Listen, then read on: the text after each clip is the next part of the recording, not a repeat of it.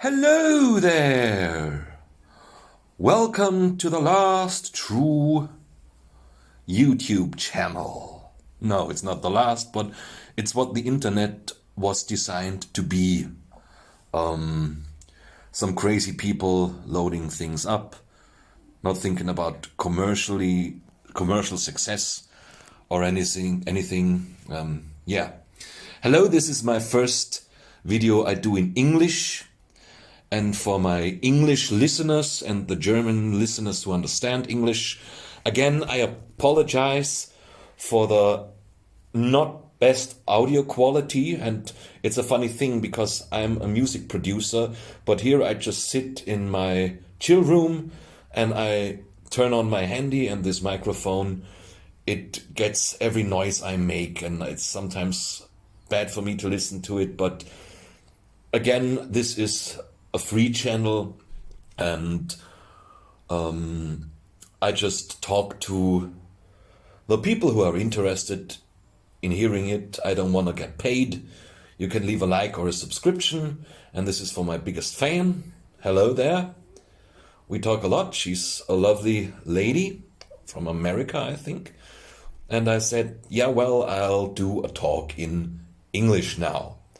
And this is not my native language, but my mom was an American, and I had a lot of training in school in America, and along the way I discovered the Beatles and Eminem and all those people. So I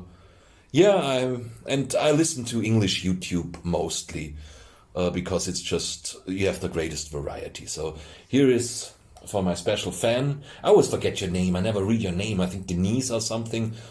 Maybe I should have done this before, but I haven't. So, we see us in the comments, and I hope that you don't hate me or are disappointed when you actually understand what I have to say. But now let's get on. This is the introduction, as always. I'm a guy who likes to explain himself a bit. And when a theme comes to me, I want to talk about, it just comes, and I don't force it. And I was listening to a Metallica song today. I've forgotten what's the name. Also, a fast Metallica song. You can imagine what I mean. And I just had the strange feeling. I'm a hip hop producer, by the way. That's so my main focus, pop, hip hop. And I always had the problem with heavy metal and all that stuff. Because to me, music is always something very sensual, something sexual, and something for all senses. So a good beer and some right music and maybe a nice lady to listen to with, that's as good as it gets. And I was wondering with this Metallica song, to come back to that, and this quickness, I wondered, how does anyone who constantly listens to this kind of stuff have sex? Yeah, I said the word. I think my channel is already shadow banned, or YouTube does not much to advance it in the algorithm, and it's okay, because as again said, like Nietzsche said, this is only for the few, and most of them won't understand it, and maybe those who understand it are not born yet. And I just take this very self-assuring position. Yeah, and how does someone have sex when he is constantly in Metallica mood? So this is for me maybe the last 5 seconds, 10 seconds before, at least for the man, it's over. I always have to, I never was a woman, and it would be a funny experience for a day, but I have to bring it from the male perspective. So this is, and I wonder with metalheads and so, and I knew a girl who was together with a metalhead, and she always said it hurt. She didn't like it. It was her first man, and she was an ex of mine, but he just was so fast and so heavy, and yeah, this is why I love hip hop. And today's topic is, if I haven't mentioned it today, your music taste, what it says about you, and our great mission. Yeah, because when I once heard a girl say about the Notorious B.I.G. She always wondered what it would like to be having sex with that man. He's so big and he's so huge, and she imagined it like a big warm blanket just rolling over you. And when I listen to Notorious B.I.G. and Big Papa, I love it when you call me Big Papa. Do do do do, boom, rum, bum bum bum. This is so. In hip hop has always been very sexual music for me, and I always love sexual music, and every good music is in some way sexual. I also love a lot of metal songs, don't get me wrong, and Warriors of the World, but this is more from Manowar, a slow tempo, so. But it's always so military. So to me, it's more fight music. If I am angry, if I work out in nature and I run through the fields and I push my weights, and so this is more metal. So this is more a soldier kind of music. And now we're getting to the scene. What does your music taste say about you? First thing is, I think you always should broaden your horizon, even if a certain kind of music does not appeal to you in the first place.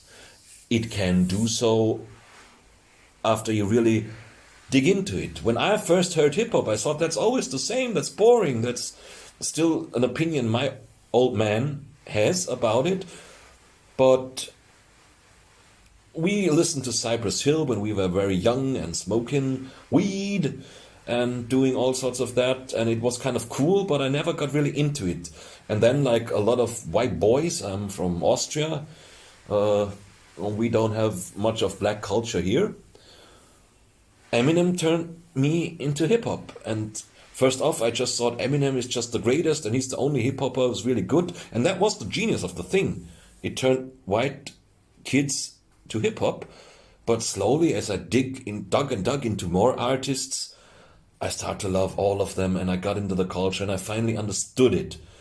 And as it is not my culture, I mean, I don't know if Eminem was it who said it, but as a white person, somehow you're always a tourist in hip-hop. But I do it now for 20 years, and I don't think I'm a tourist anymore. But now I get... So I learned to love this music, and we have to broaden our music sense. But what does a music taste say about us? So, because me being a professional musician, I have a very broad taste. So I am home in a lot of genres. I mean, there are not many people who love James Blunt, and I can cry to that music, okay? I'm a grown man, and I'm not a weakling or something like that, but I just enjoy to cry it. You know, thinking about your ex-girlfriend and the good times and the bad times and all these emotions she gave to you, that means that's all that's left of her. And I love it, you know? And all the lessons she taught me, and all this is in that kind of music. But if you love that kind of music, or the original of just ballads, so the softer Elton John songs, maybe even Billy Joel, that says a lot. You're a sentimental guy or girl. You love emotions. You love just to feel. You have a soft spot, and you enjoy that soft spot. I think this is something very important here. And when you listen to hip-hop, and with hip-hop, I mean the American hip-hop, because German hip-hop is something completely different. There was in black culture, it started with Elvis Presley. I mean, like Eminem said in his one song, to do black music so selfishly and use it to get myself wealthy, the worst thing since Elvis. So this sort of motion, this dancing, this being free from all the numbers and the theory, well, that's a very black thing. And I think it's part of the success of hip hop was that it's just sexy music. It's just very bodily, it's very dancey. I mean, I fell in love with it. And even here, nobody here really, of course, some people where I come from listen to it, but not widespread. It's mostly Turkish people because, again, German rap is actually not really German rap anymore. It's more Turkish rap because it's just something that resonated very much with the Turkish people we have here. And yeah, but they bring their own style and culture in it. And I just try to learn, to get to understand this a bit. I mean, it makes me money, and I'm always fascinated to learn new things and new people. And I'm still learning that. That's a hard thing, and I have to do it till I can do it. But this will be later on discussed in the video.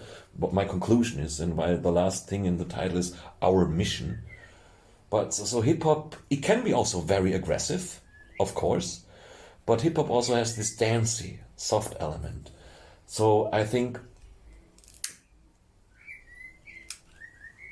and I know this from myself, and when women, they sometimes don't understand me, but as soon as they understand me, they see that I'm a very dancey thing to all my approach with them. And to me, a relationship is a dance. And hip-hop is a great music to do that.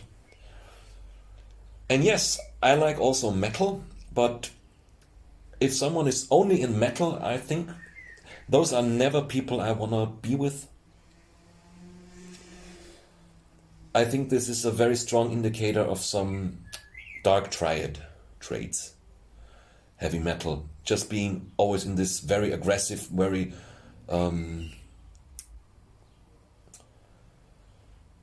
fast rhythms. That's not a good thing. And yeah, on the other hand, it was a famous German rapper who once said, if you do hip hop, but you only listen to hip hop, you're doing incest. So let's not forget, and this is especially the American hip hop, it's so connected with soul and Motown and all this very harmonic, great music from the past. And this is the next thing. Do you like music from the past? And then I must really say, are you an idiot or not? Because what does it say if you live now and you don't know who the Beatles are, you don't know who Led Zepp is, you don't know Aretha Franklin, or even today Michael Jackson? But that's, yeah, I have to admit it, I'm 38 years old. That's old music to young people, as harsh as it may sound. But there was another topic I once said, that was the golden age of music. I called it the TV land of music, cinema and film, the high of Hollywood. This was, let's say, 2005 back to 1960. And this era you just have to know. And Phil Collins, what the fuck? And Tupac and Biggie. And yeah, my dear listeners, if you're old, my age, this is old music right now. I have to, but these are all classics. Led Zepp, Pink Floyd, Bob Dylan, Elvis Presley, Chuck Berry.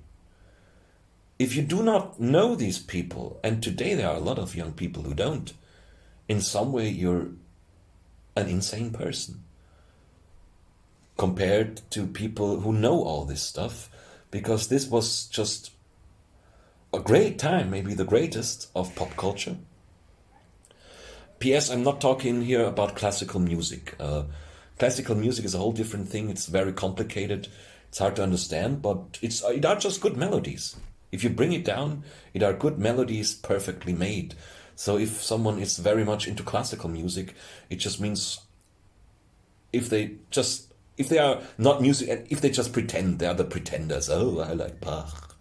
Yeah, it's possible to like Bach and nothing else. Fuck off. Oh, I said the F word. Yeah, I'll definitely get shadow banned. But this says something about you. And you're very sophisticated. You have a very high special taste. The more you're into classical music.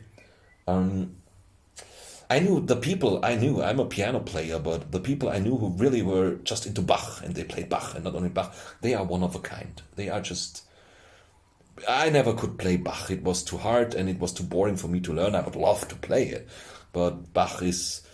There's some guy and he made a video on YouTube why Bach. Compared to Bach, we're all shit. He basically said so. We all suck. These were his words, and yes, we do. He was just from another star. But this is classical music. So someone who really understands classical music is into it. And so I know my father as a guy, he could, every piece that comes on the radio, he knows it, he knows stories about it. And that usually means that's a nice, sophisticated man. I mean, we have Hannibal Lecter, he's the caricature that makes this character so genius, because how can one be so sophisticated and profound in the high arts, but on the other side be a monster? And I think this is just the gag about it. It probably wouldn't happen in real life that way. Let's say it that way. But it also means that classical music comes from the Christian tradition. It means that you probably have some morals. You like them and you're just bound in the tradition. And it's a good sign of health. But yeah, what's left to cover here? I mean, I'm an 80s pop junkie. I grew up in the 80s as a child, born in 83, and this was just what made me. And I love Phil Collins. There are people who say metalheads. I knew they just hate everything on Phil Collins. Well, but I broke up the friendship with those people. I think, no, I will not break up the friendship with anybody who just happens to be not a Phil Collins fan. I understand why you can hate it. You hate it or love it, but the Phil Collins is just so great. And these were real musicians. Phil Collins is just a voice, and maybe for everybody who grew up in the 80s, that's just so the pinnacle of it. So he is the 80s. He's the voice of that feeling we lived in. We had the Terminator, we had Arnold Schwarzenegger blowing up the bad guys, and it was innocent for me. I didn't know how bad the world could get then. And he embodies this, and there's so this magic. It's so the pinnacle of it. It's looking back and it's looking front, and there's magic in the front and magic in the back, and we're just in some crazy wonderland with Phil Collins. And from the early Genesis things, yeah, that's great. And that's something he has in common with Peter Gabriel. And I always like to talk of Genesis as they are the reverse Beatles, because when the Beatles broke up and Lennon and McCartney and Harrison and Ringo did their own things, nothing ever got the magic the Beatles had together. But with Genesis, with Phil Collins and Peter Gabriel, it's the other way around. If you listen to the old stuff when they were together, yeah, they had to separate. But what they're doing separately and have done, these are some of the greatest works ever done. I love that. So I think people who are in this are very sentimental and, like Jung would call it, in touch with their anima. So someone who just doesn't like pop at all, and this is pop for me, high-end pop, especially Peter Gabriel, I mean, this is art. These are probably intellectuals of my generation, and they are rare to find. And maybe so 10, 20 a generation back, even those people, there is a lot there. And yeah, then there's still the light pop. So this standard pop we have today, I think people who always listen to that, what comes on the radio and what's just in, yeah, they're not very deep and they're not very intelligent. So this standard pop that comes out today, and this is the great enemy, I think, of everybody who has a little bit of culture in him, is an enemy. I always say to women, If you meet a guy and the first thing he sends you is the telegraph road of the Dire Straits, take that guy. He knows what he's talking about. Because understanding emotions is only possible if you understand the music.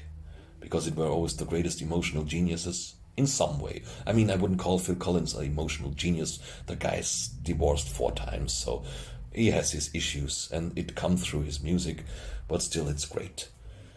I mean, a lot of relationship fights I could manage just by listening to Elton John.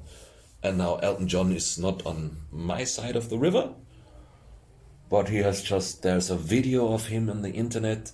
It's called The Genius of Elton John, I guess, where he just sits in front of a class and they give him something.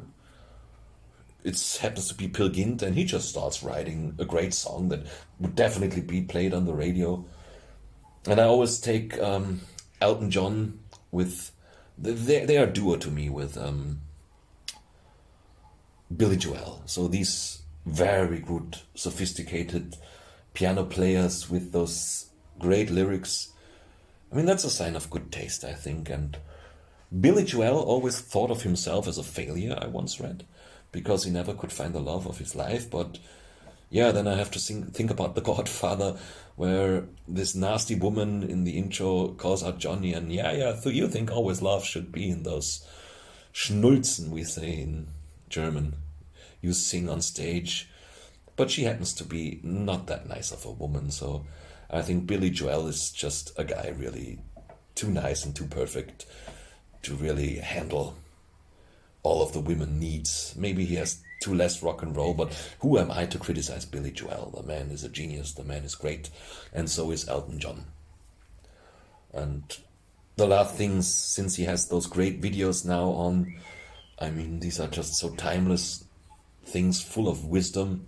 And with Elton John, please, let's always credit Topin and the other people who wrote his lyrics. Elton John is not a lyric writer.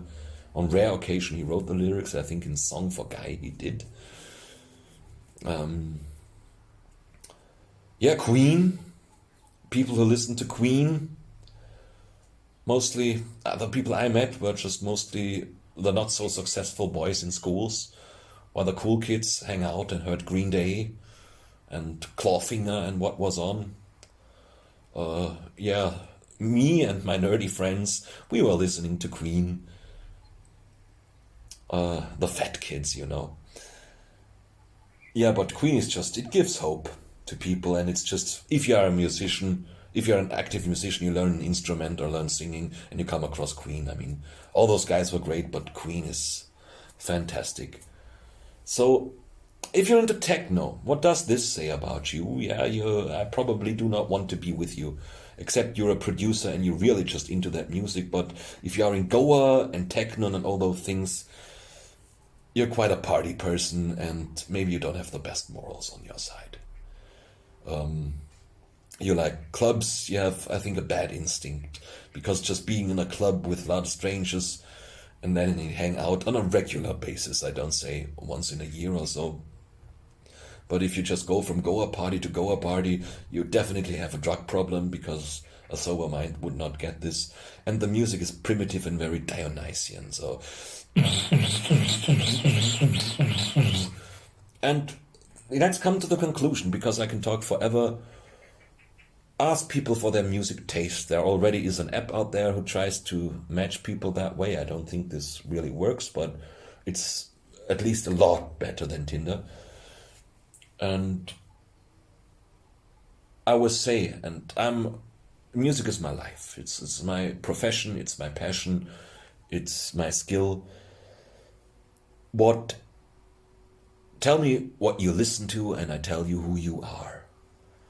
One of the nicest and most beautiful girls I ever knew, we started to really like each other because she was into James Blunt and I was too. We said, yeah, we have to go to a concert one day. We never did, but... So try to match with people with a quite variety of taste, and I said enough now to the tastes, and I want to come to an end. What is our mission? as mankind right now, as I see it. We have the internet, we have this Spotify. I'm a YouTube Premium person, but that's just me. It's hard to be involved in anything Jeff Bezos does not own, but that's another story. We have to find a universal language and a new one. And this is possible Esperanto. Music is the real Esperanto.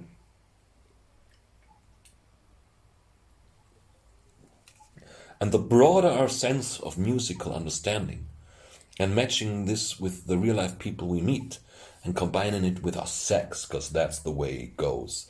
How Peter Gabriel says it in Digging Up the Dirt. Then maybe we can understand each other, and even in those ideological and gender wars, this is the only bridge we have.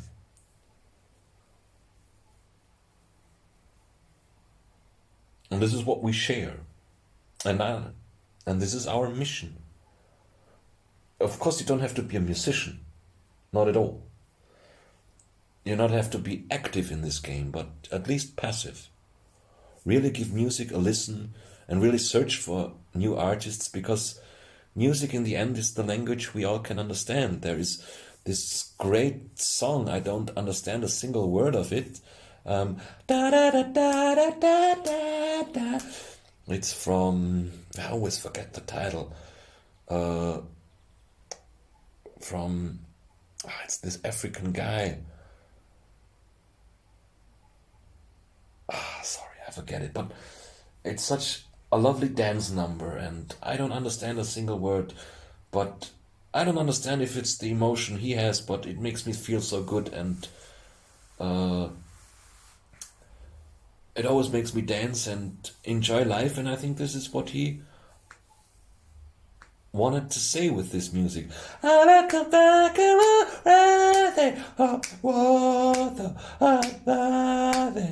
Wes. His name is Wes. That's the musician. And I always forget what the song is called. But maybe you can search it up after this video, and this is the spirit and the taste. That's one of the ultimate musical things. And this is the way we can come together with creating a final art. And maybe the big corporations won't let us now. They want everybody to be mainstream and an algorithmic zombie. But either be an active musician and try to find the world's Esperanto, the true music that we all can share. As I said, I have to learn Turkish music, but I love to do. And this is what brings us together. And if not, then be an active listener, look for good things to listen, support the artists that are worth it. And I think I'm ready now with the talk, and I hope you liked it. It was my first in English, and I think I did a quite good job. Although, of course, I do not hear my own mistakes when I talk. I always think that I speak a very sophisticated English, but maybe I'm wrong.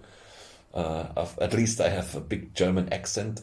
But at least I'm not Arnold Schwarzenegger. I mean, talk to the hand. I can make a good Arnold Schwarzenegger impression, and if you want to go me on the nerve, then I will hit you on the back, motherfucker. Oh, I said the bad word again. It shadow bans me. But I can be Arnold Schwarzenegger. I lied. Someday I will have to cash in on that. But that's another story. Good night, sleep tight, and don't let the bed bugs bite. And I mean this. The climate is getting warmer and the bugs are getting bigger. Watch out there. Goodbye.